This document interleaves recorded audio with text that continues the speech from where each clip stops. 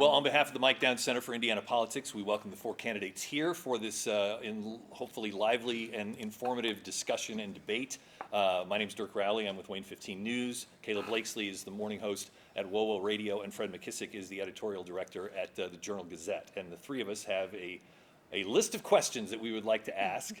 But before we start with each of you, again, Andy Zay, Wendy Davis, Marlin, Stutzman, and Tim Smith, we want each of you to have 60 seconds for an opening statement. And we've randomly drawn the order. Andy, we will start with you. I rarely start things off with a Z, but good to do that today. Thank you very much for hosting. It's good to be with everybody. I am Andy Zay. I'm a candidate for the 3rd District Congressional seat. A vote for Andy Zay is a vote for a secure border.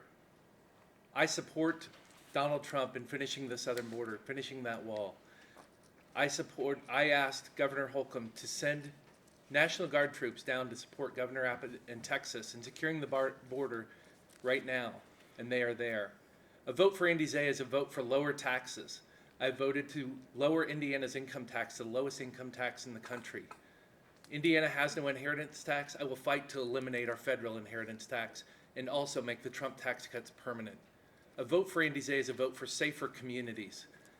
I voted for eliminating sanctuary cities and unapologetically backing the blue. I'm happy to be the candidate with the experience that's casted the votes that will serve you and serve Northeast Indiana. Thank you, Andy. Wendy Davis. I'm former Judge Wendy Davis, now candidate for the 3rd Congressional District, and I am running to bring back a strong America alongside our next president, Donald Trump. As a judge, the border crisis came to me here in Northeast Indiana. As a judge, I had to react to illegal immigration clogged in my courtroom, fentanyl addicts clogged in my courtroom, illegal drug dealers in my courtroom, and then cultural issues like minor gender changes coming in front of the court. I want to pivot, and I want to be proactive to help solve problems in America. As a judge, I could not kick the can down the road in solving problems in my courtroom. I won't do that in Congress. I will work to make sure we secure the borders, that we get our economy rolling again, that I fight for Hoosier farmers and families, that we get crime under control. I'm former Judge Wendy Davis, and I am now a 3rd Congressional candidate. Would love your vote May 7th. Thank you, Wendy. Marlin Stutzman. Good afternoon. It's great to be here, and thank you to all of you for helping host the event here at the Mike Down Center for Indiana Politics. I am Marlin Stutzman, former Congressman for the 3rd District here in Northeast Indiana. I served this district from 2010 to 2016. After a failed run for the U.S. Senate, I was happy to come home and to raise our boys. My wife Christy and I have 2 sons, Peyton and Preston, and Peyton is now 22 and Preston is 18.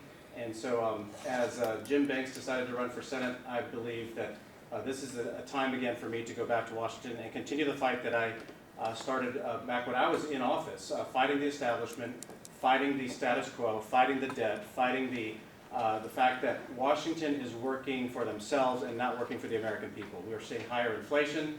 We're seeing the cost of living going up. We're seeing the cost of energy rising. The cost to the American people continues to rise. And Washington is the only beneficiary, and it's time for that to stop. So I'm running for Congress to return the values to the American people and not to Washington. Thank you, Marlin. Tim Smith. Well, I'm Tim Smith, and it's good to be back at my alma mater, where Mike Downs was my personal advisor first semester freshman year. So that's kind of fun for me to be in the Mike Downs Center. I've been married 34 years to my beautiful wife, Angela. We have 5 adult kids, 17 grandkids, soon to be an 18th, and I just consider myself one of the most blessed guys in the world. I'm running for Congress to end wokeness and expand freedom. Wokeness is anything contributing to the social slide, puberty blockers for kids, gender transition surgeries, CRT in schools. But it's also what the president has done with the Department of Agriculture, where on the USDA website today, racial justice and climate justice are the 2 top priorities instead of, say, corn, beans, soybeans, or dairy. I'm also running to expand freedom. I believe the border is our first, second, and third biggest problems, followed closely by the debt. I look forward to sharing over the next hour and a half or so my ideas on both the border and how we can reduce debt. I'm Tim Smith. I'm running for Congress to end wokeness and expand freedom. Thank you to the four of you. We'll start with Andy here for the first question, and let's see if we can put some daylight between all of you. If you were to be sent to Washington, and this would be the same question for all four candidates, what committee would you want to serve on that would be the best use of your skills and the most benefit to the 3rd District? Well, it's a tough question for me. I've served in a lot of capacities as a state senator. Certainly have a passion for utilities and what's being mandated and brought down to our states and our utilities as far as federal overregulation. So I'd have a high interest in utilities.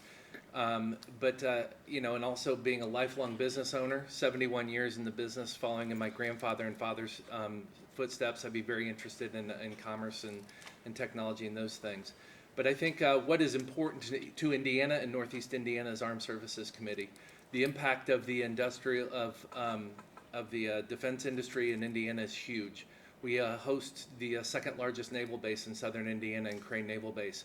We have a lot of partners up here in Northeast Indiana, which Jim Banks has so appropriately brought together a few times every year with his Defense Summit. And we need to be on the cusp of that and how we are innovating and using that going forward. And you know, I think there's a high need for someone from Indiana to be on that. So I would say there's 2 or 3 answers in there, but I think those would be my 2 or 3 priorities with what I've done in the Senate and what is important in Northeast Indiana. Wendy Davis, same question. What committees suit you and suit the district? 3 come to mind: appropriations, armed services, and agriculture. So as the circuit court judge, I had to manage 3 budgets. We have got to get our spending under control in our federal budget. We've got to decrease spending. We have to put a balanced budget amendment on the floor every single year until we get that done. But with the appropriations, I would be in a position, just like I was in circuit court, to make sure we live within our budget and stop needless spending. Armed services as well. I've been the honorary commander out at our local 122nd for the last 5 years. My husband is a lieutenant colonel that is deployable right now. My middle son, who is a West Point grad, is a new young officer in the U.S. Army at Fort Carson. I bring that up because the military is a huge part of our national security. To bring back a strong America, we have to have a strong economy. Appropriations will help me do that. Strong America means strong national security, which I know a lot about. And then lastly, agriculture. Northeast Indiana has a huge agriculture and farming population that we must protect. It's been over-regulated. We can't even get a farm bill passed. So I would also look to protect our farmers, because Hoosier farmers feed the world. And I want to make sure that on the Agriculture Committee, we are fighting to open up markets for our farmers. So those 3: appropriations to help get spending and balance our budget, armed services to keep a strong national security, and agriculture to protect Northeast Indiana farmers. Thank you, Wendy. Marlin Stutzman. Thank you for the question. Obviously, committee work is where a lot of work is done anymore in Washington. When I served in Washington before, I served on the Agricultural Committee, Budget Committee, Veteran Affairs, and also the Financial Services Committee. And that's where work really can be done. I also believe that with my background as a business owner and as a farmer, that all of those committees really did fit my interest in where I could contribute the most. I would also not only pursue those particular committees, but I would also be interested in the leadership role. Anymore, the problem with Washington is that not only is Washington as a whole is broken, but the committee process, the legislative process in Washington is fundamentally broken. So many decisions are made in the leaders' offices, whether it's the Speaker of the House, whether it's the majority leader, the majority whip, always brings these bills together and puts them in front of members and says, okay, you have 3 days to vote on these, and then it's 2 days. I think that that's something that I would have a great interest in, because if the process does not work for the members, it doesn't work for the American people. And so while I have the interest in those particular the committees that I mentioned, I would also have a very strong interest in the leadership role to make sure that the process works where members can take an amendment to the floor and have real debate, where we don't build these big Christmas trees and push them in front of the members right before Christmas and say, you got to vote on it, yes or no, and sorry, it's too bad. And ultimately, the American people pay for that. Thank you. Tim Smith. Agriculture and budget. I have been really honored to talk to probably 500 farmers, without exaggeration, over the last 6 months across our district. I didn't set out thinking I would want to be in the Agriculture Committee, but the more time I spent with them, the more I realized this is an ag district. and I learned a few things about what is challenging them mostly. Interest rates and inflation, and then regulation. Interest rates and inflation. Why? Because of our debt. Why do we have so much debt? Because the government spends and spends and spends. Currently, we're at $35 trillion in debt, or $100,000 for every man, woman, and child, or $250,000 for every taxpayer. That's what we owe in debt. How do we fix it?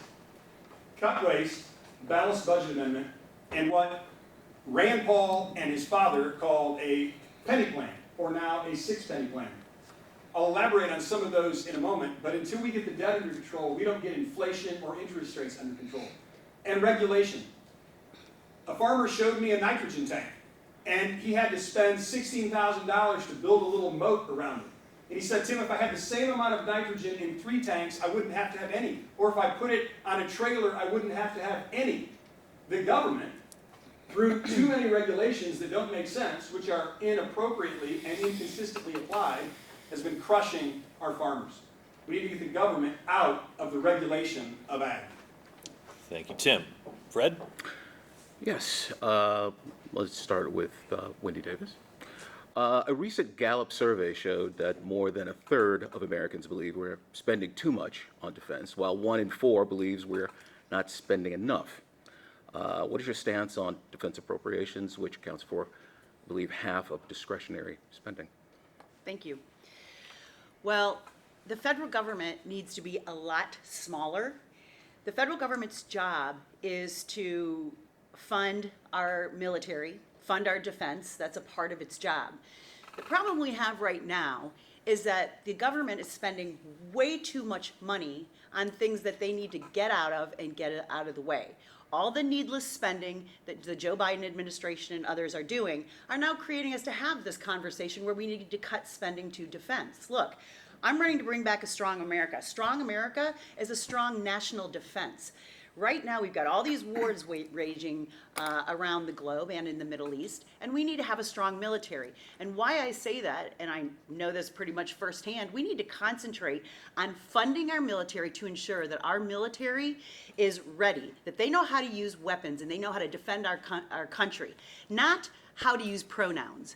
So for me, I think we need to cut spending in a multitude of other ways, and that starts by balancing our budget and funding our military. Mr. Stutzman? Same question? Yeah, no, we have the strongest, most powerful military in the world. And I am proud of our military men and women who serve our country every day.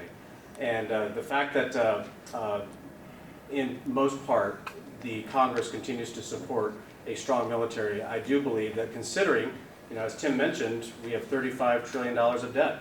Our annual budget runs roughly around $4 trillion annually for the federal government, about $3 trillion in revenue, so that means we're taking on another $1 trillion worth of debt every year, and it's actually faster than that now.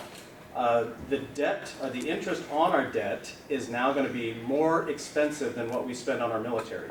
I think we have to take an all of the above approach. Every facet of government has to be looked at and has to be cut. We are putting the American people in a very vulnerable position because our dollar is worth less, the cost of groceries is higher at the grocery store, the cost of gas is higher. It's over $4 now just today when I filled up. Knowing that Washington is out of control. And so military does have to be addressed. As Andy mentioned, being on armed services, that's a place that can be done. But I don't ever want to put a person in the military at a vulnerable position because they don't have the equipment or the tools that they need. But I do know from friends of mine who are in the military that if they don't spend their budget, then they won't get the same amount of money back. And I think that's a very bad precedent. Tim Smith? I think of defense spending through the lens of an America First policy. It applies to foreign policy, it applies to defense spending. We're currently spending millions of dollars a year on a DEI program at the Defense Department. Look, I want the best, strongest, smartest, fastest people defending our country. I don't care what gender you are, I don't care what race you are, what religion you are. We shouldn't be spending millions of dollars on things in the Defense Department that make no sense. If I'm in Congress, I'm going to be offering an amendment, as Jim Banks did in the past year, to eliminate that kind of funding. What has our defense spending gotten us in the last 25 years? We spent $3 trillion in Iraq and Afghanistan over about 20 years. $3 trillion. That's almost as much as our annual budget. Vietnam, we spent a lot of money. More importantly, lost a lot of men and women. Iraq, same thing. What a botched Afghanistan withdrawal. We couldn't even get that investment right in the White House. Iran, President Obama and Joe Biden gave Iran $400 million in cash. They unfroze $150 billion of Iranian assets across the globe. Where did it go? To Hamas and Hezbollah. What has happened? They attacked Israel. You ask about defense funding and spending? How about we start by viewing it through an America First lens and have a strategy that makes sense? Andy Zay. Fred, thank you very much for the question. First of all, we need to consider this as an overall vision of our country. When there's a strong America, the world is at peace. What we have now is a flailing America with no peace in the Middle East, no peace in Europe. And America needs to lead. We need an executive branch that is building networks with other world leaders to put peace in place. In regards to specific spending and how that goes, if we get the federal government back in its lane, one charge of our federal government, a big charge of our federal government, is national security. So we need to make sure that our tangible investments in national security are intentional to keep our country safe, as in securing our southern border and knowing who's coming here, as to be a good partner in other parts of the world and promote peace throughout the world. But also, we need to let American ingenuity take off. The bureaucracy of our Defense Department, internally and externally, is a clog. It's a slow-moving wheel where we're seeing other countries pass by us because we are not innovating quickly enough. We're working off very old equipment. We're working off supply lines that are diminished and failing. We need to rebuild our military and make it as strong and as innovative as it's ever been in the history of America. And when we do that, there will be peace in the world. Thank you. All right, let's continue the money conversation, shall we? Marlin, get ready. This one's coming to you first. Specifically, let's talk about foreign spending versus domestic spending. A lot of foreign spending has been committed to Ukraine and Israel. Could this money be better spent back in the United States, or do you see a value in sending money overseas to places like Ukraine and Israel? Furthermore, how would you have voted on the foreign aid bill that passed 2 months ago out of the Senate? Marlin, it's to you. Yeah, well, first of all, I would not support funding to Ukraine. I don't believe that's a place that we should be spending hard-earned taxpayer dollars. I believe that we should be focusing on the southern border. We have an invasion here in our own country. There's no tanks coming across, but there are people coming across that do wish death to America. We have to finish the wall, seal our border. My theory has always been we have to have a high wall and a wide gate. We have to have a system that works for the American people and not continue to be the funders for the rest of the world. And I'm rooting for Ukraine. I am, but I'll tell you what, one of the things, Kayla, that could have happened is that, and this is where I go back to why I support President Trump, because he is the type of person that goes right into the enemy. He went into North Korea, went into Kim Jong-un and met him face to face and stared him down. We did not have any sort of activity like we see Russia attacking Ukraine when President Trump was president. And that's why I believe that President Trump should be reelected, because America is a safer place with a strong executive. Andy touched on that a little bit because, we're talking about how much money we spend on our military.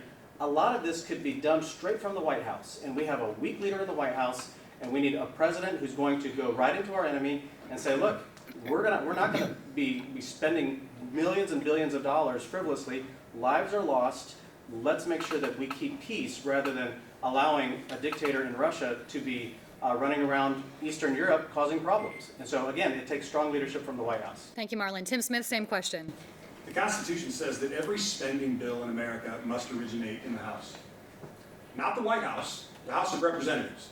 That's the way it's supposed to work. And we're supposed to pass budgets which stipulate how much we're going to spend in various areas. We haven't done that for years in terms of getting all of them done at one time. Speaker Johnson is trying. Foreign versus domestic is really easy for me. Ukraine, really easy. I'm a hard no. Israel, I'm a yes. The bill that just came out of the Senate, a hard no. We have to get our spending under control. We have given Ukraine over $100 billion to date, just to date. And now they want to give them 65 more. By contrast, the Farm Bill, which is a 5-year piece of legislation, from 2018 to 2023 was about $100 billion a year, $500 billion over 5 years. About 80% of that goes to a food stamp program called SNAP, leaving every farmer in America with only $20 billion a year. And what do they do with it? Crop insurance, conservation, young farmers programs, etc. Folks, every farmer in America was sharing $20 billion. We just gave Ukraine over $100 billion, and the liberals in Congress want to give them more. We need to advocate for agriculture. We need to advocate for domestic issues like the border and not Ukraine. Unlike President Biden, I care more about our border than Ukraine's border. Tim, thank you. Andy Zay, coming to you. Kayla, thank you very much for the question. As we discussed on the radio a few weeks ago, it is important that we separate these bills and have standalone conversations and let the debate go on about Ukraine, about Israel, and most importantly about our southern border. It is high time, with the attack going on in America, 11 million illegal immigrants coming into our country. Let's go back just 20 years, or let's go back a few years at the 9/11. 20 folks came to our country, learned how to fly here, and turned on us and had the worst terrorist attack, domestic terrorist attack in the United States of America. To think that that wouldn't happen today is to be naive. We have a huge challenge before us with our homeland security, with everything that has been undone in the last 3 years. We need strong leadership, and we need to commit to that leadership by funding our southern border and creating protection and creating security here at home. A rogue dictator in Ukraine, it is no time to fund them. That is where the world needs to step up. NATO needs to do their job. We need to stand with NATO to make sure that they have the support they need to push back on Putin. And Israel is not asking for more money. They're asking for continued support of what we have. They're not asking to increase funding, and I think we need to play a role in that. The rockets shot at them this last week were rockets that were not shot at Americans. So they are the defender of democracy in that part of the country, and we need to stand with them. Andy, thank you. Last but not least, Wendy, to you. Thank you, Kayla. Yeah, well, to bring back a strong America means that we know who our allies are and we know who our enemies are. So as far as foreign spending and domestic, let me just get out of the way. The foreign bill that was just passed, I'm a hard no on that. Foreign spending, Ukraine and Israel. I stand with Israel. I think America has to stand with Israel. Israel is our ally. Like I said, we have to stand with our allies. We are fighting the same enemy, which is Iran, Hamas, which is funded by Iran. So we need to stand by Israel and ensure that they have what they need to win their war. Ukraine, you know, Joe Biden has botched this up. Donald Trump gave Ukraine weapons to deter the war in Ukraine.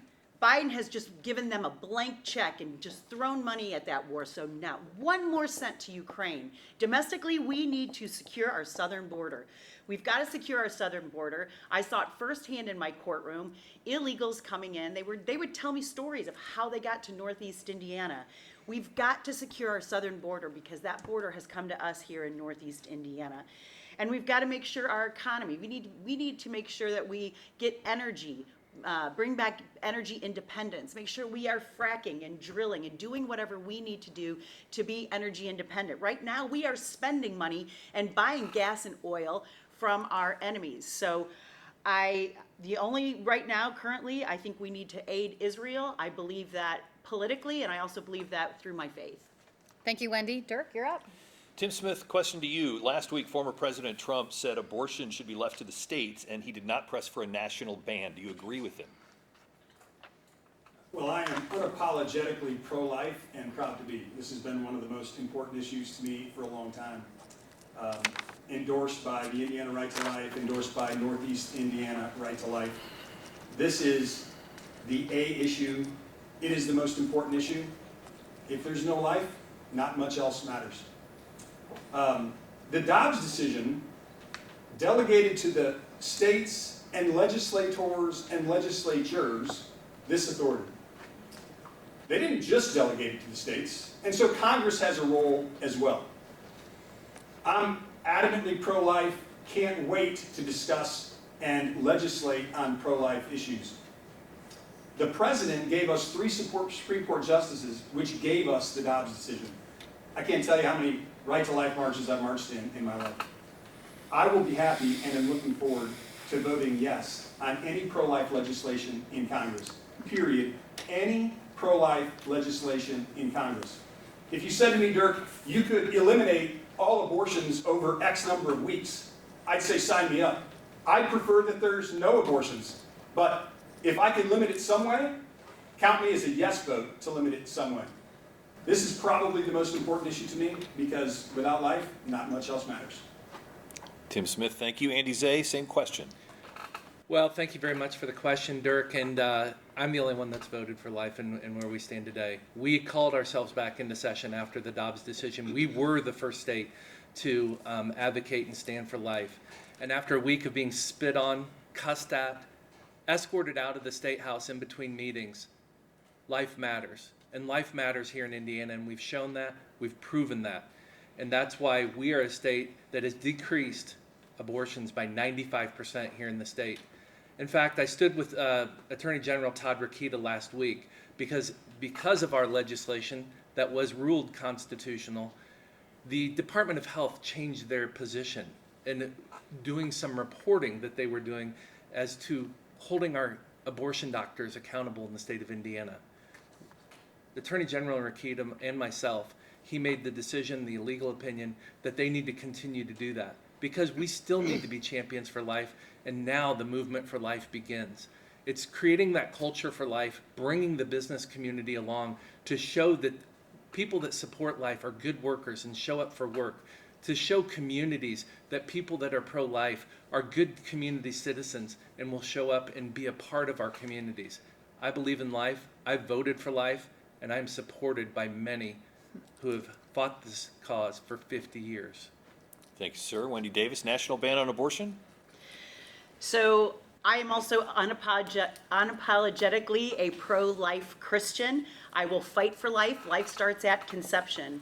I also have been endorsed by Northeast Indiana Right to Life, Susan B. Anthony, Pro-Life America, and also Indiana Right to Life. So the Dobbs decision, basically, if you read the decision, it hands it back to the people, the Congress and states' rights. Although I'm a states' rights gal, I will fight for life, whether it's on the federal level or the state level. And I believe the Dobbs decisions allows us to do that. However, I think what we really need to be worried about is the Democrats right now have legislation that would allow a baby to be a baby to be aborted up until the minute that baby is born at taxpayer expense.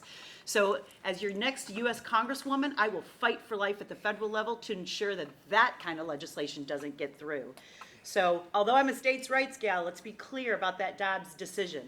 It allows Congress to take up the issue of life, and as the next Congresswoman, if that comes my way, or if I want to be the one to help make sure we fight for life on the national stage, I absolutely will.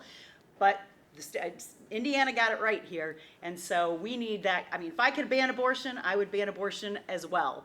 So I will fight for life and fight against the Democrats to preserve every single life I can. Marlin Stutzman. Yeah, thank you for the question. And again, I agree with Tim. This is the most important issue for all of us as Americans, and that is the right to life. Indiana is a strong pro-life state, and I did vote for pro-life legislation, carried pro-life legislation when I was in the State House and also in Congress. And I'm very proud of the fact that Indiana did lead the way on becoming one of the first states to ban abortion after the Dobbs decision. I agree with the Dobbs decision.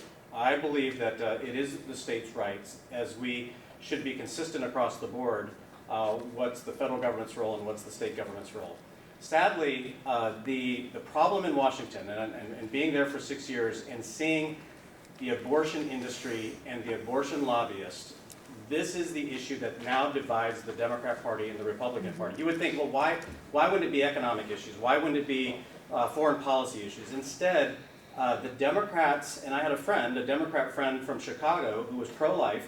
The Democrats went after him in a primary and defeated him. There are hardly, if there's any pro-life Democrats in the Democrat Party, I am not aware of it. It is basically a pro-abortion party, and sadly, that's what divides the parties anymore. And so I will continue to fight for life. I'm the only candidate endorsed by all the major Right to Life organizations, including Students for Life, I will continue to fight it. Having a personal story with my mom, who was 17 years old when she was pregnant with me, I know that life is precious, and I'm very thankful for it.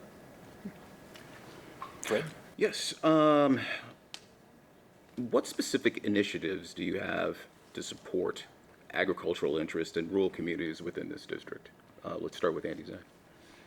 Well, I think a big thing is pulling back on regulation. Farmers need to be able to farm. And when you look at the Farm Bill, we have burdened that with social welfare and social programs.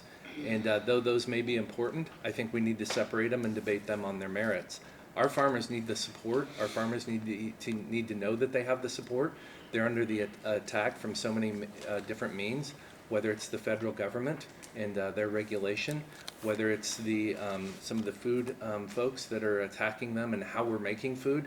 We've got to look at, I think it's Proposition 12 out of California, and have fair interstate commerce where we're getting the PETA folks out of LA that are dictating how our farmers in Indiana and how much space our pigs need to raise. I think our farmers know that because that's their livelihood in those pens. And we know how to raise animals and we know how to feed the world. We do that very well here in Indiana. And so it's supporting the farmers and getting the federal regulation off their back and allowing them to be successful and be a part of our communities. Wendy Davis. So a strong America means strong farmers. Like I said earlier, Hoosier farmers feed the world, and they need the tools to ensure that they can feed the world. So initiatives to help the farmers in Congress would be, we've got to have a good, strong farm bill that has passed. I mean, right now, that farm bill should have been passed a year ago, but they kicked the can down the road. Like I said, as a judge, I wasn't able to do that. We need to make sure that we stop all this needless spending at the federal government because it's making inputs so high and costly for our farmers. We need to become energy independent. We need to support, as the next Congresswoman, I will support ethanol, renewable energy. These kind of things are very important to our Hoosier farmers. I've seen 2 ethanol plants here in Northeast Indiana, and these farmers right now, because Joe Biden has closed down a lot of the free markets, they rely on the ethanol plants to sell their corn, which is another thing. Under Donald Trump, he had great trade agreements with for the farmers. For instance, he had USMCA, which was a trade agreement with Canada and Mexico that the farmers could make sure that's an open market so that they can sell their grain. We need to also make sure the EPA gets off the back of our livestock production. I've been so blessed that I've been on cattleman farm, I've been on poultry farms. I used to represent a poultry operation before I took the bench. But we need to make sure, right now the EPA has lawsuits trying to shut down livestock production. We need to fight for that in Congress. All right, thank you. Marlin Stutzman. Yeah, Same thank you. question. I want to circle back real quick to the Ukraine-Israel question because I didn't answer on Israel. And I do support funding, or not even additional funding, just continue to stand with Israel. We've been a great partner. They are our greatest ally in the Middle East, and we've helped them build the Iron Dome system, David Sling. And also, the other point I wanted to point out was that President Trump led the Abraham Accords in the Middle East, and that is a huge, huge deal where other Arab countries are supporting Israel in defending themselves. And so I wanted to just make sure I was on record for that. When it comes to farming, I'm a farmer. I grew up on a farm. I grew up walking seed corn fields and detasseling corn. I know how difficult it is to farm. I tell you, the American farmer is the most productive farmer in the world. We not only feed ourselves, but we feed greater parts of the world. I have a different take on this when it comes to the Farm Bill. Like Tim mentioned before, the Farm Bill is primarily 80% welfare programs, 20% farm programs. I fought while I was in Congress to divide those two and have a separate vote on them, because why should we be forced to vote for a large welfare program and also support farmers? I believe in a free enterprise. I believe in the free market. I believe that we could, because of our debt and our deficits, this would be a place as a farmer that I would actually pursue in eliminating spending into agriculture. Let's let the free market work. Agriculture is, it's a tough industry, but it also has treated my family very well and treated many farmers around Northeast Indiana very well. We don't need the subsidies into agriculture like we used to. We need to move away from that, save those taxpayer dollars for the American taxpayer, reduce the debt and deficit, and let's let the free market work rather than have government involved in agriculture more and more. Thank you, Mr. Stutzman. Tim Smith, finally. Food security is national security, and it's a lot more than just 5 words. It seems almost cliche. Food security is national security. I'm 55 years old. Never one time in my life have I wondered whether America would produce enough food to feed America. Not one time. Until I ran for Congress and I started learning more about the threats to the agricultural community in the United States. China is buying up land left and right. Solar farms are taking up land left and right. We are losing land. Regulations are killing farmers. I stood with a farmer in 200, on 2 of his plots, 120-acre plots recently. One was flat, one had a lot of undulation, ran down to a creek. He told me a story. The prior fall, he put down fertilizer. Late that day, 2 inches of rain. The next day, up comes IDEM, the people who test the chemicals in the water. They go down to the ditch in a little pipe underneath the road and they test. And guess what? The field with hills tested too high. Well, he didn't want it to test it too high. He wanted the fertilizer actually in the crops. But because the field had undulation, the reading was too high. So he was in trouble. Our regulations don't even make sense for our farmers. Food security is national security. We tell them to build dikes around nitrogen tanks unless they're bringing that on wheels. We tell them to put down so much fertilizer unless it's undulated. We have to treat our farmers with common sense in terms of how we regulate them. We're not today. Thank you. Okay. Wendy, this one's coming to you. We're going to continue talking about money. Specifically, would you support a blind trust for U.S. representatives and senators to ensure that any knowledge unique to them is not used for their own personal gain, aka insider trading? Furthermore, what can we do to prevent even the appearance of insider trading? Right, so I think the question is, would I support a blind trust? Okay, so I do believe, when I look at Washington right now and all the failed career politicians and career politicians that are in Washington, D.C., there is no transparency. It seems to me like people are going to Washington, D.C. and making a lot of money, and the American people don't really know why. I think there definitely has to be more transparency for the inside knowledge that I have. Obviously, I went to law school. I've got a lot. I don't know what that would be used for, but any kind of knowledge that I would get as a congresswoman, we have to make sure that I cannot use that to benefit myself personally. And I think there's a lot of that going on right now in Washington, D.C. We need really honest, strong people that are going to stand up and say, I am here as a representative of the 3rd Congressional District. That is what I'm focused on. I'm not focusing on my own personal gain, which I think a lot of the career politicians that are there right now, that's what's happening. We've seen it. We've seen the news articles. So I think Congress needs to work really hard to start creating ways that the American people knows exactly what my salary is, exactly where all my money's coming from, and if I've got any kind of quote-unquote insider information, that I am not allowed to use it for my own personal gain. I feel pretty strongly about that. Wendy, thank you. Marlin, same question about insider trading. Yeah, insider trading for any politician is illegal. We passed the Stock Act back when I was in Congress, and I supported it and voted for it. There are politicians like Nancy Pelosi and her husband who have enriched themselves off of the information that they have access to. I believe specifically, if you're in those upper echelons of leadership, you have access to even more information than the member, the backbench member, and there should be more scrutiny and more oversight on those particular members, because they do have those meetings with the CEOs from Fortune 500 companies. I think that it's ironic that there's actually an app out there that people can follow the trading of Paul Pelosi and watch them and how they trade. I think that it's important, for me, I made our money in agriculture and manufacturing here in Indiana. I was in Washington, D.C. to fight for American values, the Hoosier values, and fight for the American people. I was focused on the budget and how do we cut spending? How do we eliminate waste? How do we protect America? How do we finish the southern border?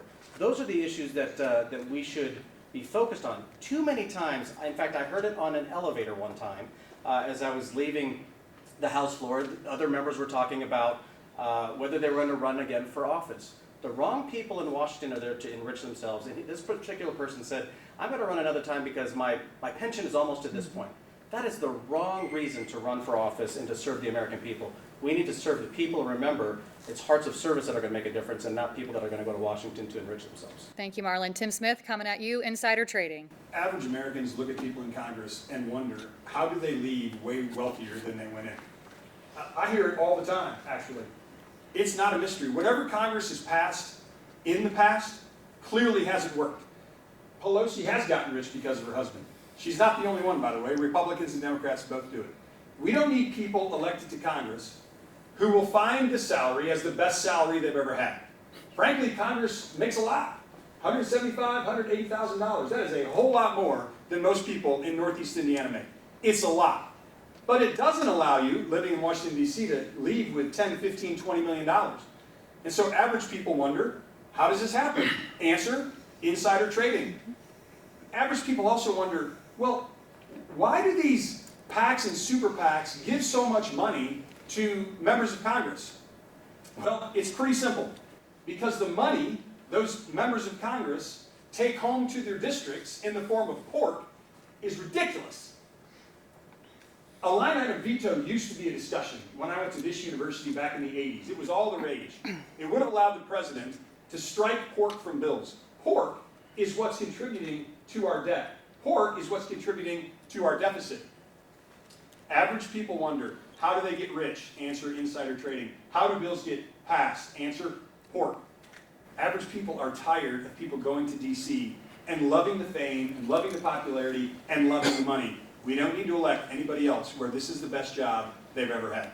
Thank you, Tim. Andy, last but not least, you're up. Thank you very much for the question. In short, absolutely.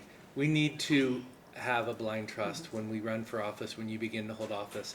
In fact, running for office is very expensive. My compliance team spent over a month last year filling out my financial disclosure statements, which goes all the way down to our kids' 529 statements and any statement where we received over $200 in applicable dividends. And I thought that was very revealing. So that kind of transparency and public transparency needs to continue to be available, so I am held accountable as a congressman. And in short, absolutely, we have to have a blind trust. We should not be able to trade once I'm a member of Congress. That should be locked up, and it just needs to be done that way. Because you should not, running for office is public service. We need the public's trust to support that. And benefiting from that financially is not why I'm involved in this, why I'm currently a state senator, and not why I want to be a U.S. congressman. Thank you, Andy. Marlin Stutzman, this question is yours first. Social Security expected to be insolvent by 2034. Every serious fix involves either raising taxes or limiting benefits, such as raising the retirement age. How would you fix Social Security? Which of those two is a better option? Well, thank you for the question. And Social Security is one of the, it is the largest government program, Medicare being number two. And that's where predominantly most of the taxpayer funding goes into those two programs. We actually proposed solutions 10 years ago when I was in Washington to save Social Security, keep the commitments to those who had already put their money in. We actually had set the threshold at 55. And so those who were 55 and above at that time would have no changes to Social Security. Those who were 55 and below would get their money back that they had invested, but then they would have other solutions or other private sector solutions that they could invest their own money into for their own retirement. I don't believe that the federal government should be our only retirement program. When I was 18 years old, I started my own IRA because I don't believe that Social Security is going to be solvent for me when I retire. But at the same time, for those who have paid in, we have to keep those commitments to them. And so this can be done over a 10-year period of time. It doesn't have to be done overnight. What I fear is that Washington is not going to bring the American people a solution to how we fix the problems, and instead they're going to let it come to a crash when people are going to lose all of their savings that they put into the Social Security program. Tim Smith, same question. Raising taxes or limiting benefits? What's the better fix to Social Security? In 1983, I was watching the McNeil-Laird NewsHour with my dad. You might think, well, that's a pretty narrow memory. Like, this sounds like a made-up answer. Well, actually, 5 nights a week we did all through high school. It's what formed much of my policy. And it was the time that President Reagan and Tip O'Neill, the very liberal Speaker of the House, with a pretty conservative president, were doing exactly this. They were reforming Social Security. And the reason it was memorable is because the story headline was, Social Security fixed for all those retiring in 2035 or after. And I did the quick math. Well, that was me. 2035 was my retirement year. And I had just kind of gotten less benefits. It was fair to me because I really hadn't yet started paying in. This is easy. Social Security and Medicare are contracts the government has made with people. I've been paying in, everybody in this room has been paying in for a long time. They said to me, Tim, you pay X, we'll give you Y. The government doesn't break its contracts with people. Debits and credits are the only way to improve these things. Dirk, you said it, you're right. I'm real clear. This is real simple. I don't support any tax increases, revenue raises to fix these things. The government doesn't have a revenue problem, they have a spending problem. So I will not support any fix that either violates the contract or requires more revenue. I will 100% support fixes like Reagan and O'Neill did, which change benefits 50 years from now for people who haven't yet started paying in. Their contracts haven't yet started. Andy Zay, same question. Which way to fix Social Security? Well, the easy answer again is no and no. No, we will not reduce benefits, and no, we will not raise taxes. But think about the question you're asking. The question is asking is something is ultimately broke that we've turned over to the federal government. And I think, as has already been shared, we need to honor the contract with the American people and people that have paid into the Social Security system and the benefits that have been promised. But the whole concept of Social Security needs to be rethought out. And it's going to take some heavy lifting. It's going to require the federal government to get back in its lane.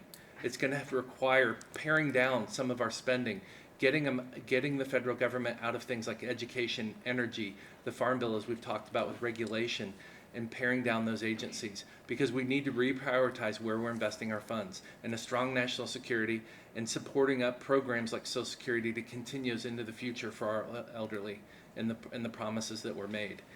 It is heavy lifting, it is hard lifting, but we can't continue to turn to the federal government for solutions and the problems that they've created. We simply have had legislatures, we've had presidents for years that can't keep their hands out of that box. And that box was meant to be created by the funds that we've put in and then handing them out when we get of age to retire. Wendy Davis, fixing Social Security. Two bad options, probably. Which one do you prefer? I will never vote to raise taxes as your next congresswoman, and so I don't support either raising taxes or limiting benefits. I have to tell a quick story. When I was a judge a couple of years ago, sitting on the bench, I had a guy who I diverted from the jail on the ankle bracelet because our jail didn't have space for him.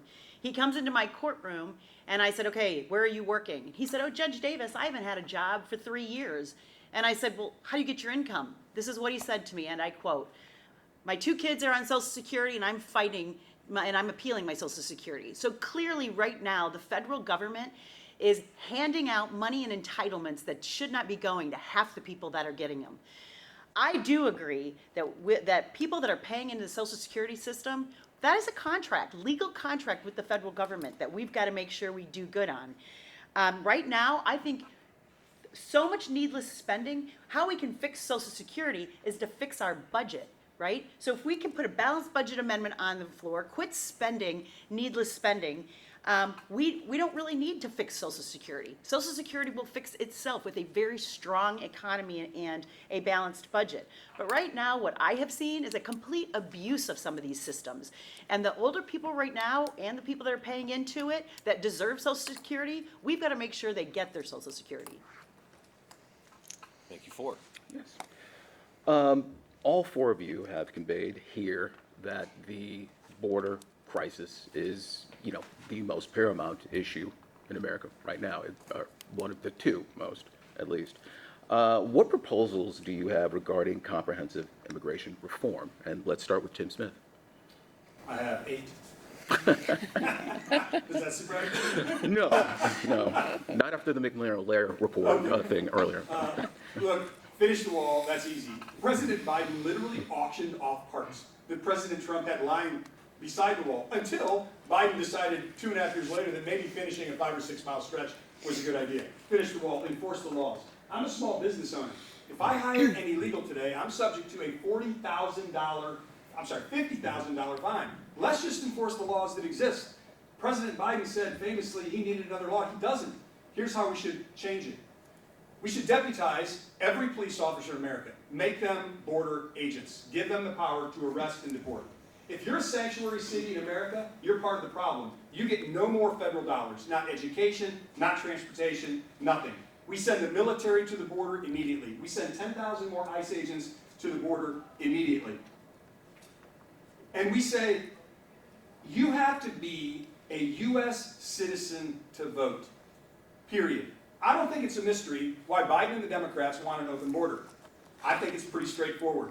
They want more Democratic votes. If they can turn Texas blue, for example, it's going to be very difficult for a Republican to win the White House ever again.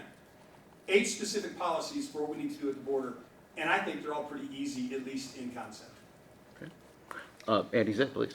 Yeah, thank you very much for the question, Fred. And I think the genesis of your question is what are we doing on the other side of the wall? And that's what we have here.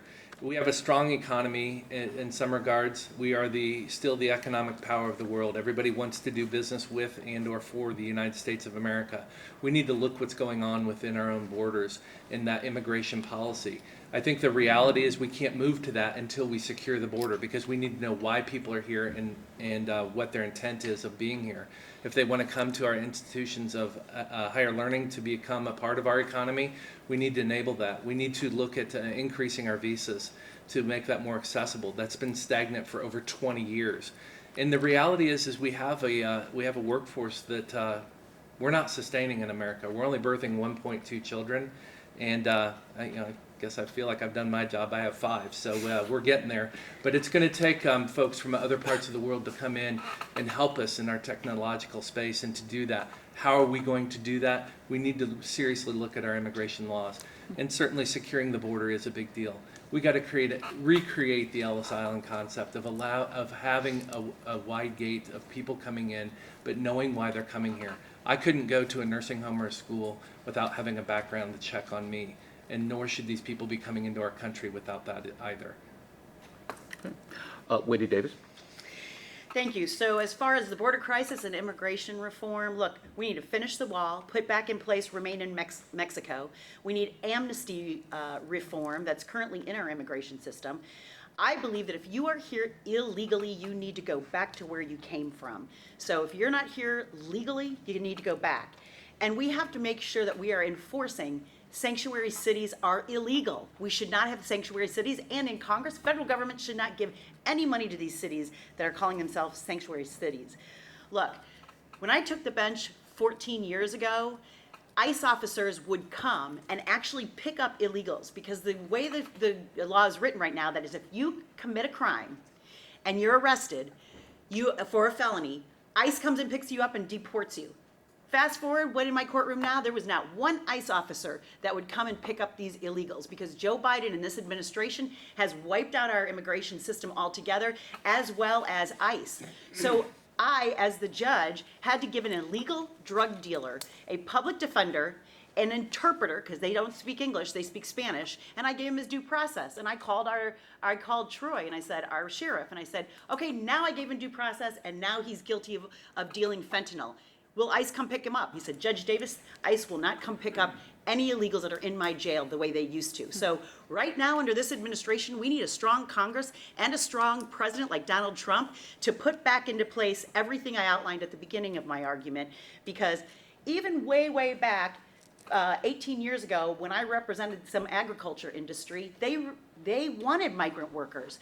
We were able to give them work visas. Fast forward now, illegals in my courtroom couldn't even get a work visa. So we need to go back to, if we want people to come in the front door, not through the border, we go ahead and get them the work visas if they need them in agriculture or any other small business.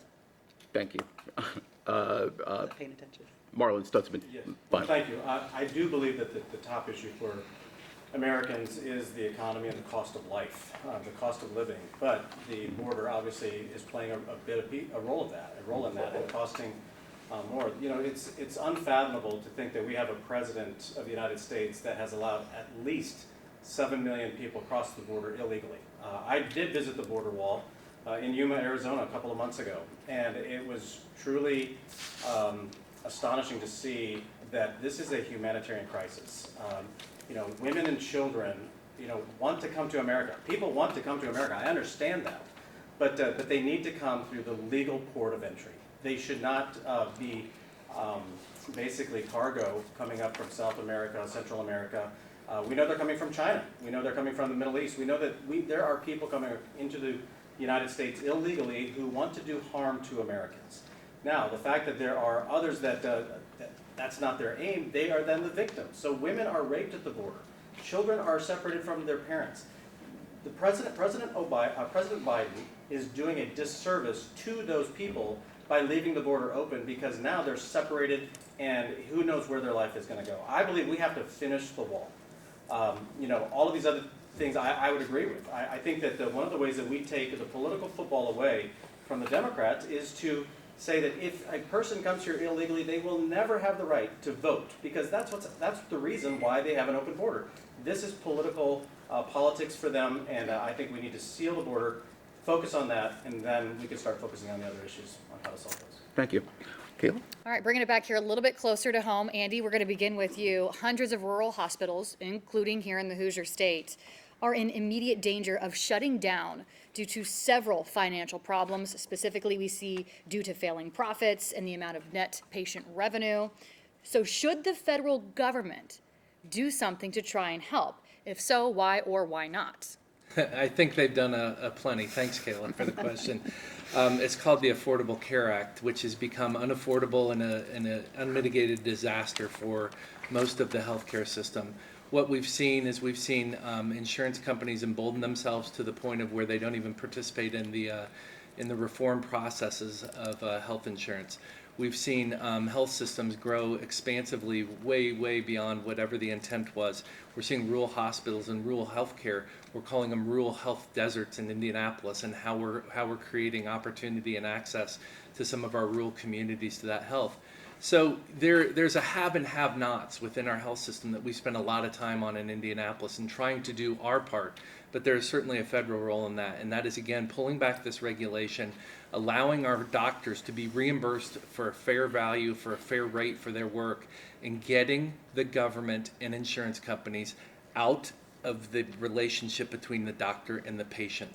Every time you call for prior authorization, the first answer is always no when you talk to the health insurance company. That is a relationship between the doctor and the patient and the care that they need. We have got to pull back. We've got to empower patients to be the consumers and buyers of healthcare, and we've got to empower our doctors to do their jobs.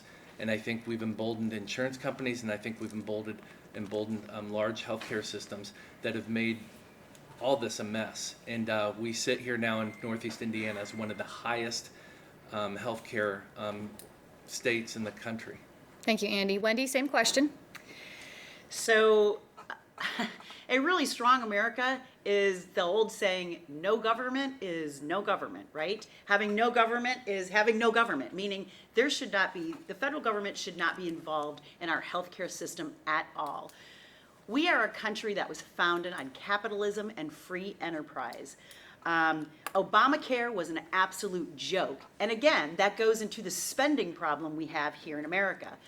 I think when I go to get my health care, it should be like me wanting to go get a new car, right? I'm going to shop around. There's going to be, people are going to make dicker with me, and I'm going to get the right car for the right price. Healthcare should be the exact same way with no government interference.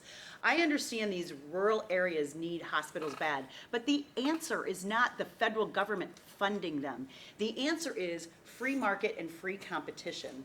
So I would not support any federal government in our healthcare system.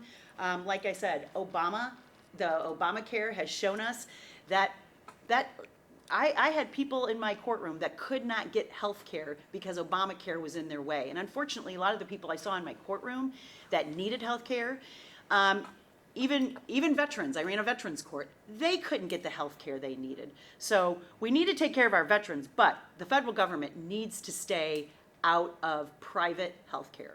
Wendy, thank you. Marlin, to you. Yeah, I would agree. I mean, it's sad to hear, the LaGrange County Hospital is closing up services to a community, the Amish community, that would desperately need. There's birthing centers in other parts. There will, people will find a solution, but it's unfortunate when you hear, especially rural communities, that are discontinuing services. And I point that all back to regulations, pointing it back to the federal government. The federal government is more involved in our healthcare system than ever before. It used to be where community hospitals could survive. And we had doctors who were willing to serve in those particular areas. And so I believe that we're going to have to empower the patient. We have to empower the people to be able to choose, and then that provides the best services. Here in the Fort Wayne area, we have competition within our hospital systems, but at the same time, they're very powerful. They continue to buy up hospitals around the surrounding areas. They're trying to make the economics work because the government has made it difficult. And so, whether it's health savings accounts, which I support, Medishare, medical sharing plans has also been another solution for individuals to keep the cost of healthcare down. And also, I believe that the states need to be more involved rather than the federal government. This shouldn't be a federal government one-size-fits-all solution. Marlin, thank you. Tim? You asked if the federal government should spend more money on something. Kayla, when you run for Congress, you get that question all the time. Will you support my project? We're $35 trillion in debt.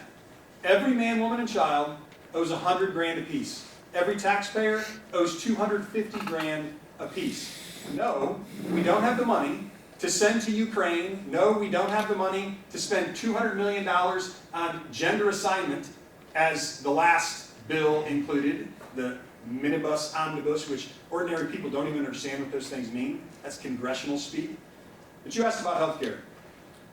A quick story. I needed a CT scan recently, and I asked the doctor who was, signing me up to get one, well, how much is this going to cost? And the doctor said, well, I have no idea.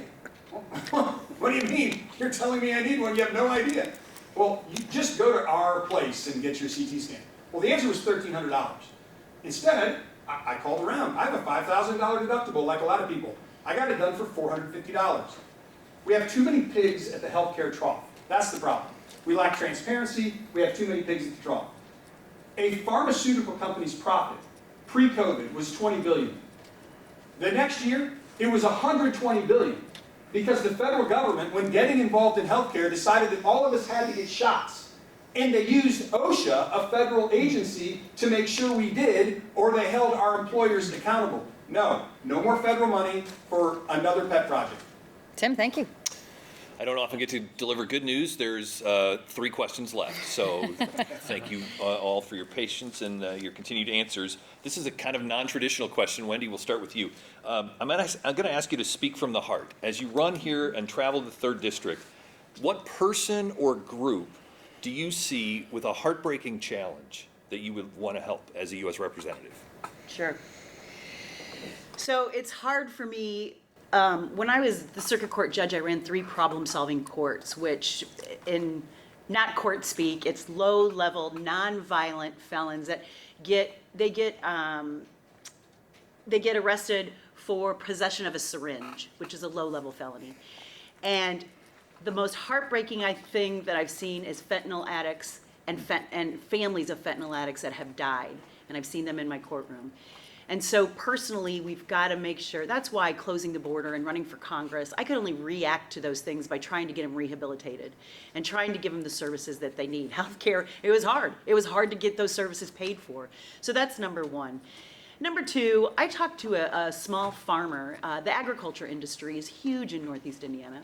And I talked to a small farmer who literally gets up at 3:30 in the morning to haul hogs, gets on his tractor, starts plowing his fields, and tells me that he's barely making it work. This is a guy who is a strong, Christian, conservative, hardworking American that because of our economy, because of the federal government regulations, he's having a hard time just raising hogs, farming his farm, and feeding his family. So those 2 would probably be the most sensitive heart issues that I've seen. Since I've come off the bench, I have been able to speak more freely with the families of fentanyl addicts. So that's been really, really hard. Thank you. Marlin, what concerns you, breaks your heart as you travel the district? Yeah, no, this is a great question. Thank you. Because I think that's really what should be at the heart for all of us is who are serving. I grew up on a farm. I grew up in poverty. I didn't know we were poor until the government told us we were. I joke that my parents took us home to a trailer and we couldn't even afford a park. But America is the greatest country in the world for upward mobility, to grow out of poverty into the middle class, to do something amazing. And so the two people that I think about are young people and also those who grew up in poverty. Because first of all, with young people, I enjoy going to schools and talking to young people about the future because there's so much optimism and so much energy. And sadly, I'm hearing more and more young people that are depressed and more mental illness. In fact, my son came home the other day and said that his best friend's sister, who was 12 years old, committed suicide. We have to bring hope back to the young people. Those who grew up in poverty. It's hard to break out of poverty sometimes, but when we reach out, I think of my friend who's helping a young boy right now, who he doesn't have a good, strong family structure, and he's helping him find his worth and his value, and he's smiling, and he loves working. And so I would say young people and people that are in tough financial circumstances, those are the ones that I would really focus on. Tim Smith, same question. Where does your compassion travel? Yeah. I grew up in New Haven. My dad was a preacher. I went to New Haven High School. I came to this university. I went to Ivy Law School. I got a job in Fort Wayne for an insurance company. I've been here my entire life. I'm 55. I would have told you 5 years ago that I had my finger on the pulse of the social problems in America. Educated person, I read a lot. About 4 years ago, I made a decision to change careers. Today, I'm the CEO of a Christian nonprofit that focuses on disadvantaged youth and families. We are in all 92 counties, helping about 10,000 families a year. I can now tell you that I had no idea the depths of the mental health challenges across the state of Indiana, youth and adults alike.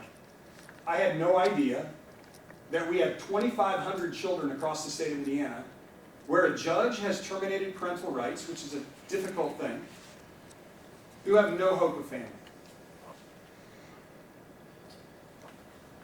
This is the greatest honor in my life, to help these kids with their mental health, to help kids who don't have families find families, and to overcome the most horrendous abuse imaginable to man. It's a great question. I'm honored to help these kids who are disadvantaged, and I look forward to helping them. Andy Zay, same question. Thank you for the question, Dirk, and it's certainly something that's near and dear to my heart, and it builds on a lot of what's already been said. But what I simply believe is it's time to reignite the American dream. Having been a father and parents of teenagers now for 15 years, we've had or more, honestly, we've had the opportunity to interact with a lot of our family members' friends. And just this past year, I was with some of my son's friends, and in provoking conversation, because teenage boys aren't exactly chatty, so you have to lead them along a little bit. But it was devastating to think about what was coming for them just after high school here in a few months. One of the questions was, if the world comes to an end, what are you going to eat? What's the meal? What's the food? What's the dining experience you want to have tonight to wrap up your existence here in the world? And one of them said, oh, anything at a gas station is fine. And that really hit home. That is a dream of a 17, 18-year-old boy looking at being on their own in less than a year. And as a public servant, I own accountability for that. We've got to make sure we're igniting that dream, and that same opportunity that's available to my children is available to every child in Northeast Indiana, in Indiana, and throughout our country. We've got to ignite that dream and make that a possibility for every child. Thanks to the four of you. Okay.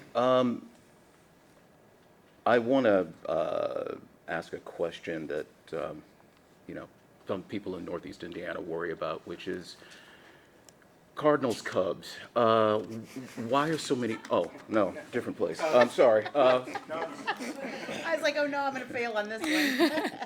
No, actually, I want to talk about environmental protection and climate change. These are two subjects that you're going to have to deal with as a congressperson.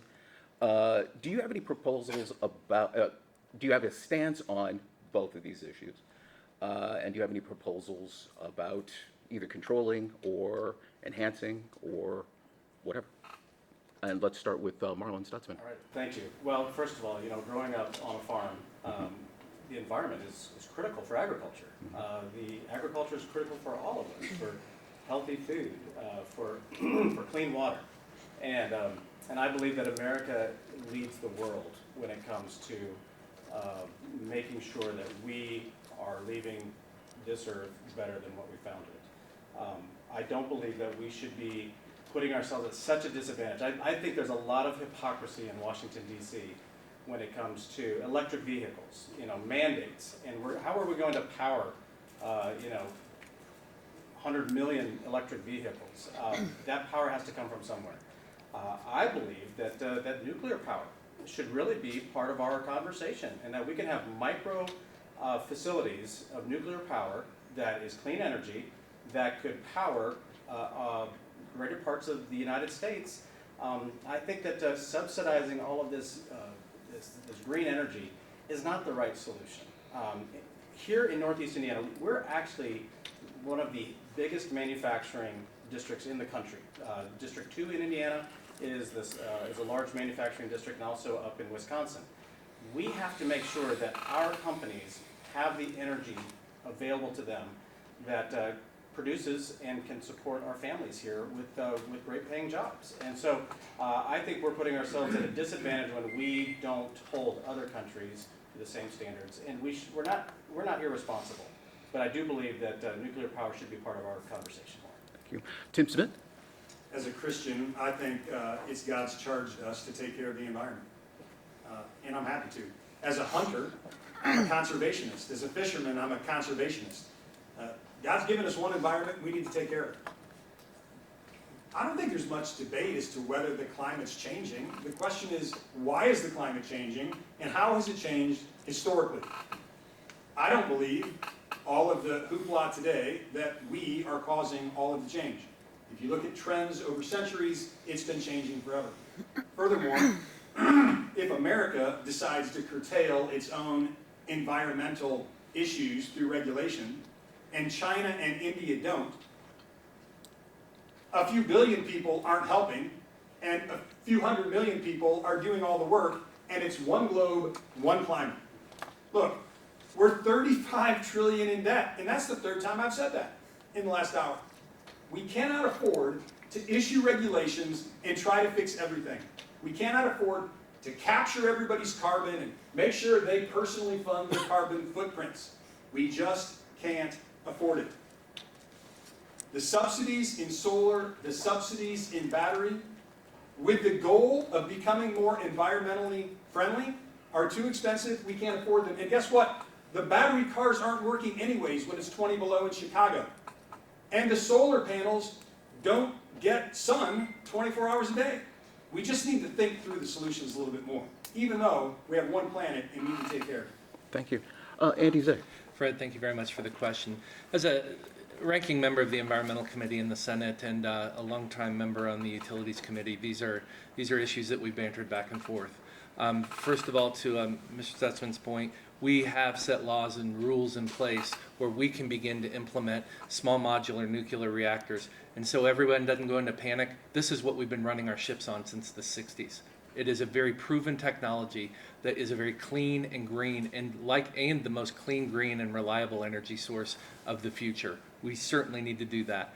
And we need to get the government heck out of the way. The only reason we're having solar debates in all our communities, the only reason we're having windmill debates in all our communities is because the thumb is on the scale. The federal government is incentivizing this to happen in our communities.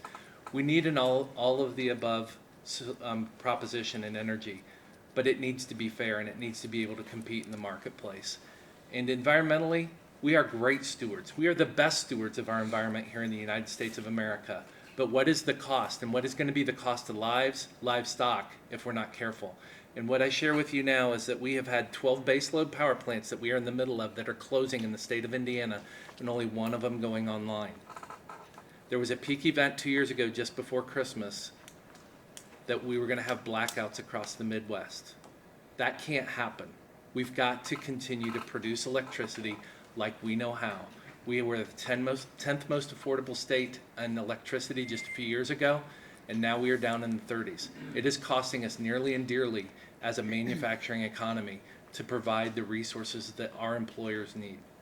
Thank you. Wendy? You know, Fred, I've said I'm running to bring back a strong America, and it's hard, no disrespect, for me to sit here and have a conversation about environmental protections and climate change when our world is on fire, our America is on fire, because we've got wide open border chaos, we've got crime out of control, and we've got an economy that's out of control because of needless spending. But I will tell you this, I too grew up on a small farm. My dad worked in agriculture, and I can tell you, after talking to so many farmers around the Northeast Indiana 3rd District, as well as the farmer that farmed our land, these farmers take care of their environment. We don't need over-regulations like WOTUS to tell a grain farmer, you know, when they can regulate a water puddle. That's crazy. And I support, I mean, if you look at not only our farmers and livestock production, right? Like I mentioned earlier, there's lawsuits that the EPA wants to shut down livestock production because of emissions in the wake of this environmental protection. That's crazy. You know, I too am a strong Christian. God gave us this earth. What I've seen around the district, the farmers take great care of our environment. They don't need to be over-regulated. And even the ethanol plants, they're capturing the carbons. People are doing, if the federal government would stay out, we don't need a Green New Deal. We don't need battery-operated cars. Now, it's a free market. If I want to buy a battery-operated car, that's on me, but it should not be mandated. And I would say the farmers and most Americans take care of the environment. All right. Thank you for your answer. Good news, gang, we've reached the end. I've got your final question, and allow me to just say I'm proud of all of you for being so friendly and keeping it civil thus far. Let's see if we can hang on to that through this last question here. Tim, we're going to be starting with you for this one.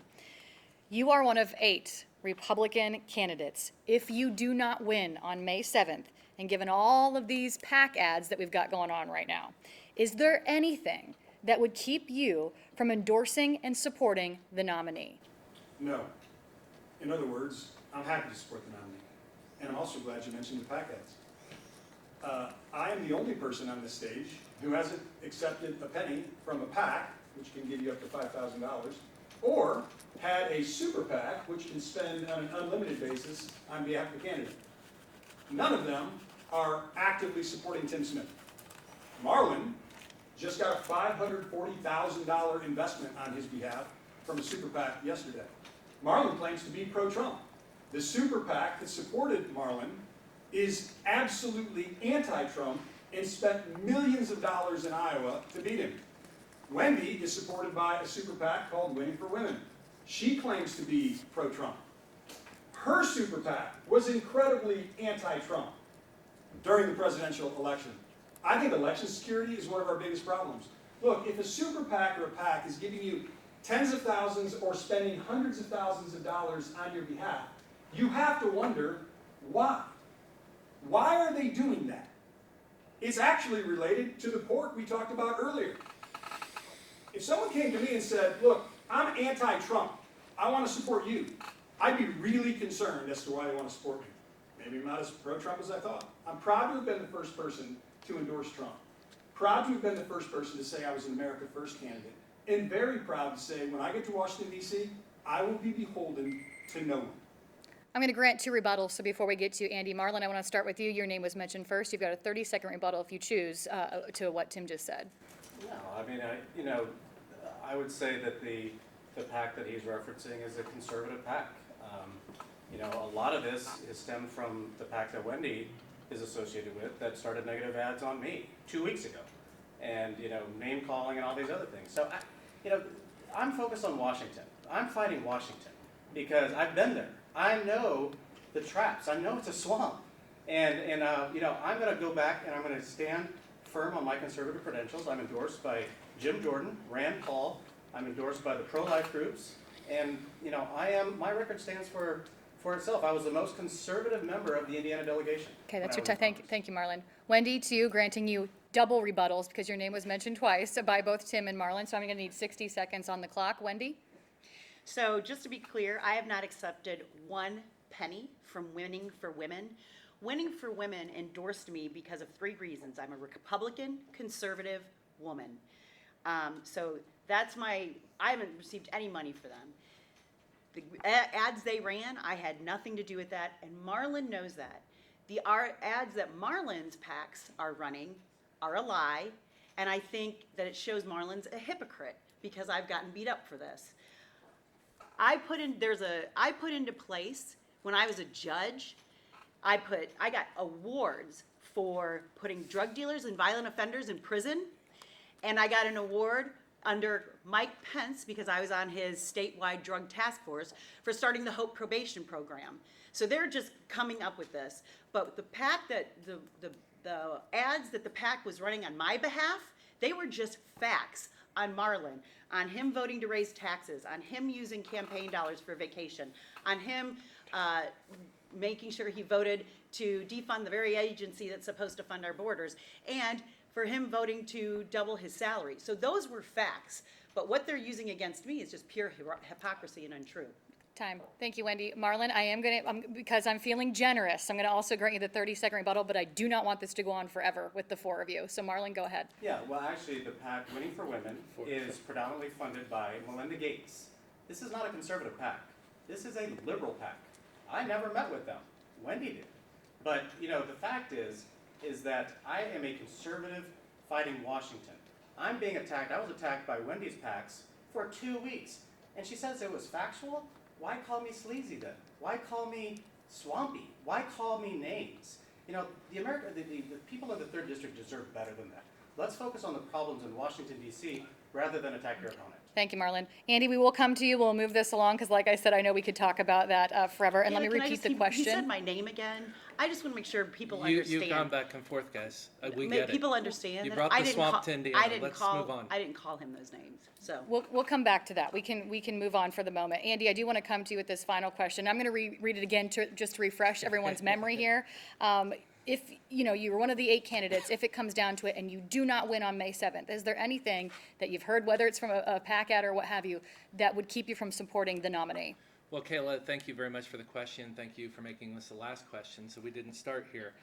Clearly, we brought Washington to the 3rd District, and we have 2 candidates that have done that. And I distinguish myself from the others in that.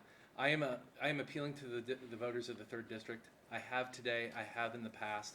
I have been a proud member of the Republican Party for over 30 years, serving as a precinct committeeman, serving as a vice chair and treasurer of my local party, serving at the state convention for 6 to 8 conventions, and serving at the national convention in 2016. Will I endorse the winner of this race? Absolutely. Do I like where we're at right now? No. I don't think the outside. I don't think we need to bring the swamp to Northeast Indiana, and we clearly have in this race. I will stay above the fray. I will represent my record to the folks of the 3rd District. We have knocked on 20,000 doors. We have made over 20,000 phone calls, and we're pushing forward with that. We'll continue to do that and ask for the 3rd District voters because I think they're the ones that should be deciding this race, not the influences, not the swamp of D.C. And I'll stand on that. And that's a campaign we decided to run 341 days ago, and we're going to continue that all the way to May 7th. And with that, it's going to bring us home successfully because I think the people of the 3rd District want to elect their representative, not have Washington, D.C. tell them who they should vote for. Thank you, Andy. Wendy, we are back to you. Take it away. yes, I will absolutely support whoever the nominee is. I think as Republicans, we need to quit fighting each other. I will say that the PAC that's come in for me is not a special interest PAC. They don't want anything from me. I haven't taken a cent, nor did I have anything to do with those. But I do have to address, I appreciate Andy Zay saying, I stand on my record. Andy voted to raise the gas tax. I will not vote to raise any taxes, and I would employ anybody to dig into my past, dig into my professional career, because everything I did as a judge, everything that all the decisions I've made, even the opinions that I wrote, are all public knowledge. So I would just say have everybody do their own research on the candidates, but I can say right now that I will not vote to ever raise any taxes. That being said, I will support the nominee. Wendy, thank you. Marlin, sit tight. Andy, your name was just mentioned, so I'd also like to grant you a 30-second Well, I was rebuttal. wondering how long it would take for the user fee to come out on gases, but we are the crossroads of America. It was a tough debate, and I wanted to make sure that we emboldened our local communities, our commissioners and our mayors. And to date, I think we've partnered with them collaboratively to embolden our crossroads of America. We have invested $1.5 billion in our community crossings program that's come back to our communities.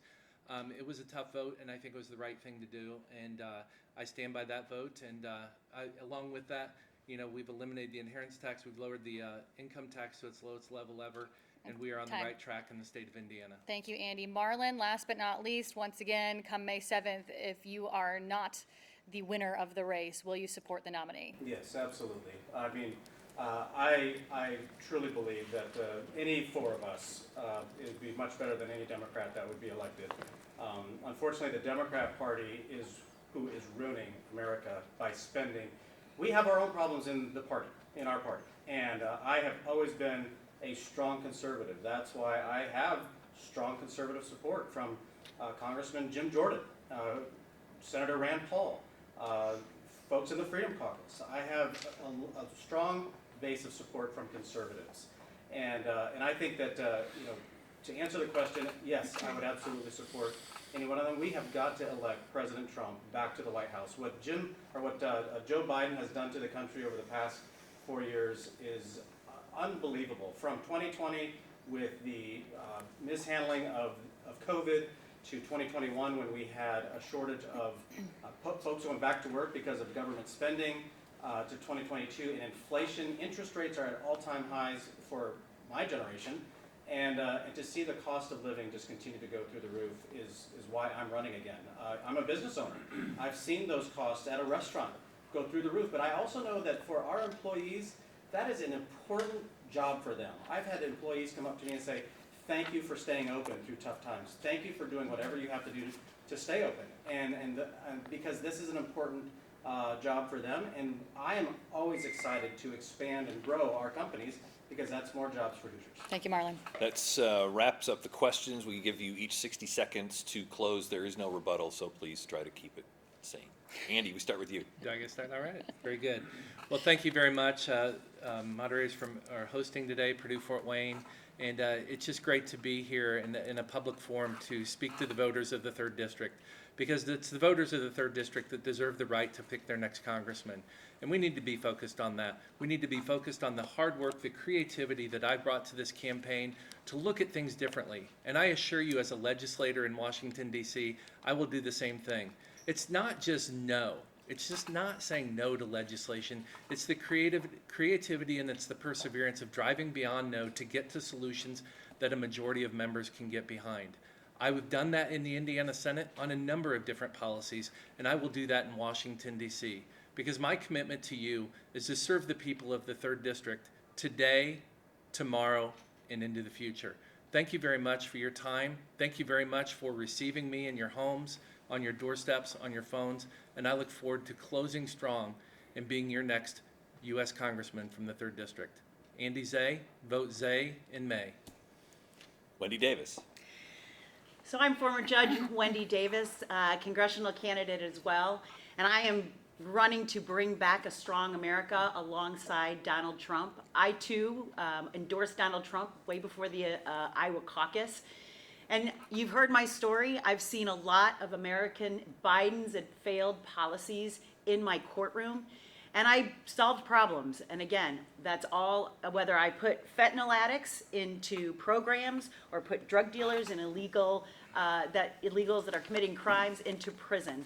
I want to pivot now in how I solved problems in my courtroom. I want to solve those same problems in Washington, D.C. As a judge, I could not kick the can down the road. I had to make decisions and move on.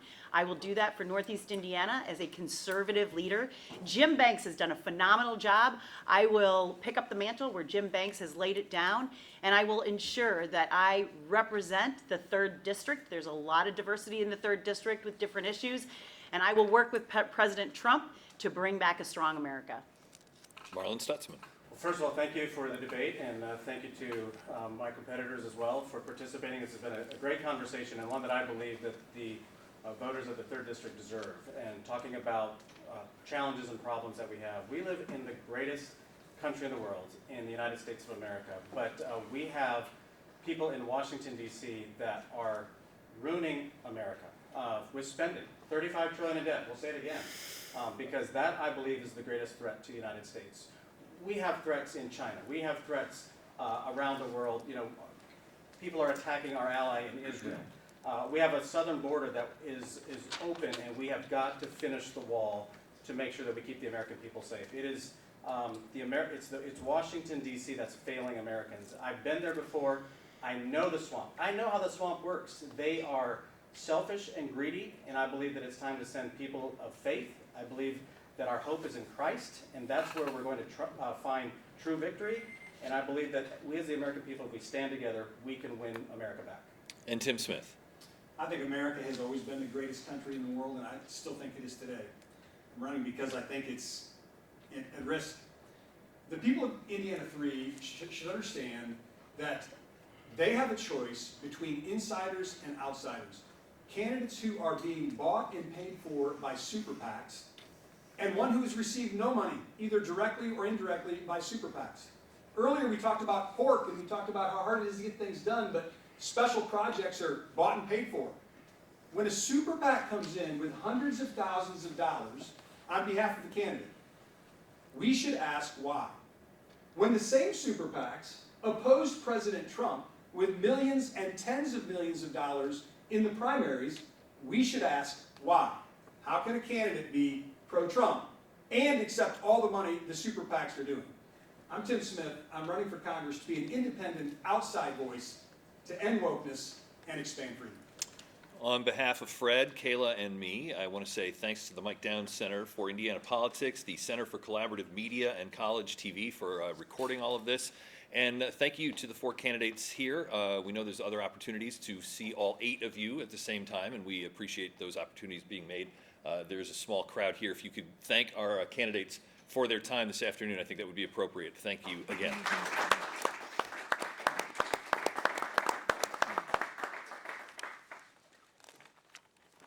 And hopefully you can line up for the questionnaires here.